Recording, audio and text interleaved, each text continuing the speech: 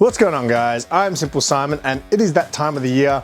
I'm a little bit late to the party, but normally in January, everyone seems to do their comic book wish list video, or I like to call it hit list, where they talk about the books that they're hunting down this year. So in previous years, I've called it my comic book hit list. This year, I'm approaching it a little bit differently. I will be talking about some of the comics, I guess, that I still want, but it also includes some toys in there too. So this is the 2025 hit list. Quick shout out to my Siminions. Your support is greatly appreciated. If you're interested in exclusive members only videos, extended episodes of The Noob, and exclusive emojis, hit the join button to find out more about channel membership. But remember, your membership is not required. The best way to support the channel is by liking and commenting on videos. Alright, before I start, I will go through my list from last year. So I had 6 books. Now the previous year, in 2023, I was able to get all 6 books that I was after. In 2024, I was able to get 5 of the 6. So I'll bring up that list quickly and I'll go from top left to right and then bottom left to right. The first book on that list was Batman issue 357, the first appearance of Jason Todd, which I was able to attain. It's also apparently the first Killer Croc, I believe, as well. I actually think I bought this on eBay. It was going for a good price and also all best offer. So I did a tight ass offer. They counted and I said yes. I only saved about $5 off it, but it was already cheap. So I can't remember. I might have paid maybe $80 for this maybe. But first Jason Todd, kind of completed my Jason Todd Keys collection. So I've got first Red Hood. I've got the first appearance of Jason Todd as Robin. I've now got the death of Jason Todd as well, which was a freebie last year from Billy G. So yeah, I had to add this one to the collection there. The next book on the list was another Jason Todd key. I think this was the retcon for Jason Todd's story, I believe. I could be wrong there, but it was the famous cover of him taking the wheel or stealing the wheel off the Batmobile, and that's Batman 408. And I actually bought this off my friend Ashley, who is a channel member. He hit me up and said, hey man, I just bought a collection of comic books and I saw that you needed this book. It was in the collection, so how's 10 bucks sound? And I was like, 10 bucks? Hell yes. So big shout out to my Siminion, Ashley, for that hookup there. I've got that in the collection too. And yeah, I mean, they're pretty much all the Jason Todd keys I think I need. Let me know if there's anything else you can think of. And then the next one was the Rambo keys. So Rambo 3 was known as Rambo's first appearance. So I'm assuming Rambo 3 was because it's the comic adaptation of Rambo 3 the movie. I'm pretty sure that's what that is anyway. But I did say in that video that I'd be happy with that book or Rambo, the first solo title of Rambo. They're not super expensive keys and they're both considered kind of his first book. I've only got this one here to show you. So this is Rambo, the solo title. So this came second. Now what happened was, I actually do have Rambo 3.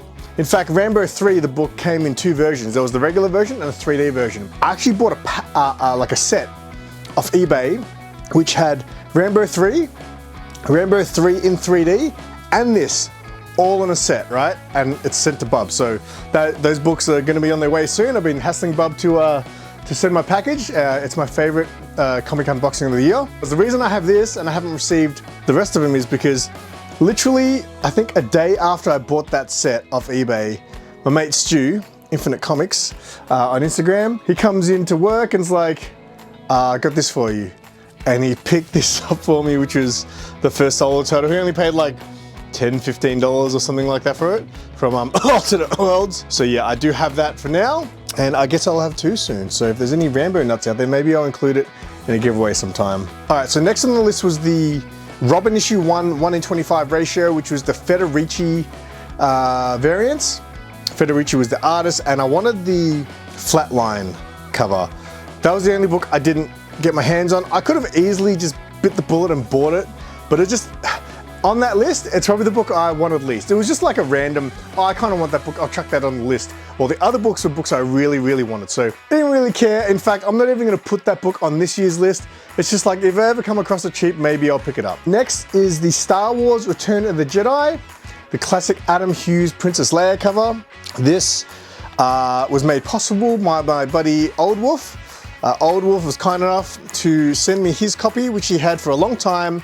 And when I unboxed it, I didn't even realize till way later, like after the video was done, he told me it was still polybagged. I had no idea that this book even was supposed to come in a polybag, but there's actually some Star Wars cards in the back of this too.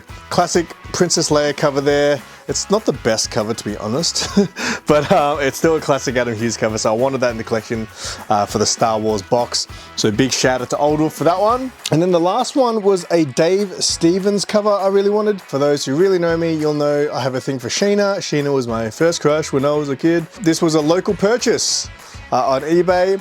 So I was actually surprised that I got most of these books locally, which is very rare. It's not like common to find books like this on eBay locally, and then when you do find them, they are super expensive normally. So yes, big shout out to the people who helped me get those books. But the craziest thing about my collection last year was, if you go back to my hit list video from last year, I mentioned 2 books that, you know, I consider grails of mine, but books that I don't think about because they're books I never thought I would have. Obviously there's books I want that I just don't believe I will ever get. Batman Adventures 12, First Harlequin. Also, Something's Killing the Children issue 5 is a book that will be on my hit list forever. And funnily enough, last year I was able to get both of them. So this one here is Batman Adventures number 12. Big shout out to my Bub from Bub's World, aka Bub's Comics, whatever you want to call it, whatever he wants to call it. He was able to get a double because again, he bought a collection. He had one of these. He was going to sell it because he already has this book, but he hit me up and said, hey man, I'll do you a good price. And it was still more than I would want to spend on a comic book ever, right? But Bubs was like, look, you're never going to be able to get this book if you don't take this deal, and I'll let you pay it off over a month or something. And I was like, 2 months? So he let me pay it off over 2 months. And the reason I've got this book and not the rest of the books I'm waiting on, so every year I get books from eBay, they go to Bub, and Bub once a year sends me my books. My mate Sean from Zars Collectibles and Comics went to America, he met Bub, and he brought this book back for me because he's like, if you've got any expensive books over there, I can bring them back with me. So that's why I have that. And the other book was Something's Killing the Children issue 5. Big shout out to Unruly Simeon. This was a really unexpected surprise. He reached out and said, I want to send you something, and I couldn't believe he sent me Something's Killing the Children issue 5. So big story behind this, but I'm not going to get into it now because this video is probably getting too long.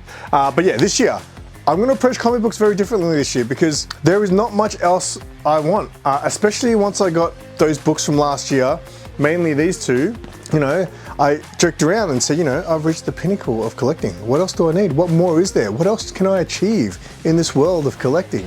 So there really isn't a lot of books that I really feel like I need to hunt down anymore. As far as single issues goes, there's only 2 this year that I'm really kind of got my eye on. First one is a book that I've had, you know, kind of wanted for a few years, but it's not something I really needed, but I've been on a massive Transformers kick in the last few months. So I would love to have the first issue of Transformers on Marvel Comics from 1984.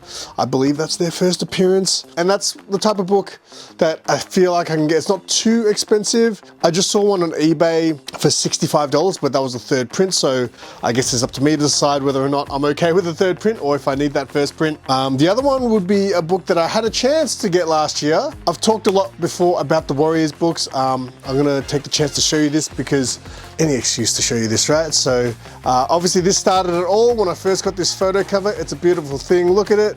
It is just absolutely awesome. And these books are super hard to find, but that is Sexual Chocolate. I've got a couple of those Warriors issues and I'm not really hunting them down, but if I come across them at a reasonable price, sure, I'll pick it up. Like for example, I recently picked up issue 2 off Billy, because he had it for like 40 bucks. I was like, oh, that's reasonable for that book. But the Warriors book I am chasing is the Warriors Jailbreak. Now, Jailbreak was a one-shot, I believe, that came out. What I've heard is it's actually a kind of follow-up to the movie where they're breaking out some of their, I guess, fellow warriors from prison, like Ajax, I think. I think they're trying to get Ajax out, I think is what I've heard. So I feel like that's a book I want. I did have a chance last year when Bub hit me up and saw it on Instagram, but I didn't jump on it. But that's a book I think I probably want to get this year to add to the Warriors collection, and I actually want to I really want to read that too. So they're probably the only 2 single issues I can think of off the top of my head. Everything else I want to collect is more like filling runs. So that's what's different about this year. For example, Something's Killing the Children is still my favorite comic book series, so I'd love to fill out the run. I only started collecting that from issue 15, so I read the first 2 volumes in trade because I kind of jumped on it a little bit late. I do have the Jenny Frison variant from the first print. I do have issue 2 because Sarah gave that to me. I've got a couple of those early issues, but I'm probably missing about 6 or 8 of them maybe. And those books still go for a bit. Like, you still see them for about $100 or more, which I don't know. I'm not gonna pay $100 for those books. If I can get them for like $50 maybe, I would consider it. But filling out my Something's Killing the Children run is something I would like to do this year, as well as Deadly Class. When I first started reading comic books, Deadly Class was my favorite read. I only read the first story arc maybe. I bought the first 13 issues in a set, and then I started collecting back issues just here and there. So I've got a big chunk in the middle that I'm missing. So anytime I get a chance to go past the store that has Deadly Class books, I probably will try to fill out that run. I just need to actually find out what I've actually got and what I don't have. So yeah, they're pretty much the comic books. Just Transformers, The Warriors Jailbreak, and filling out my Something's Killing Children and Deadly Class run. When it comes to toys, I'll obviously continue to buy Kenner Alien figures for my vintage Aliens collection.